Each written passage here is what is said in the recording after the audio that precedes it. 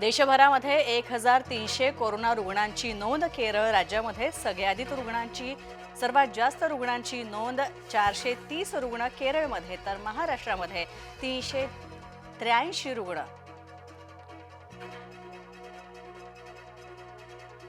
एका वकिलाला मारहाण केल्याप्रकरणी हगवणेंचे वकील विपुल दुशिंग यांच्यावर गुन्ह्याची नोंद। वैष्णवी मृत्यू प्रकरणी आरोपीचा वकील आहे विपुल दुशिंग।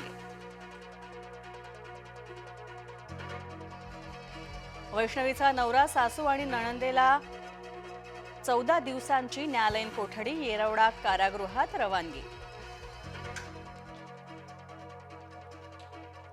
शरद पवार जय पराजयाचा विचार करत नाहीत। फडणवीसांकडून शरद पवारांच्या कार्यकुशलतेचं कौतुक।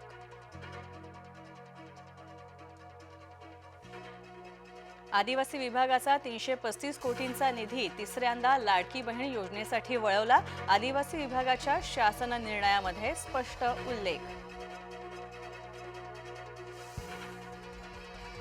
लाडकी बहीण योजनेसाठी निधी वळवला नाही, मुख्यमंत्री फडणवीसांचा आरोप।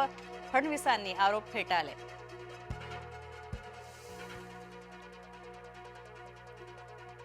नुकसानग्रस्त शेतकऱ्यांना धान्य वाटप करा। ज्यांच्या घरात पाणी शिरलंय त्यांना 10,000ची मदत द्या। उपमुख्यमंत्र्यांची घोषणा।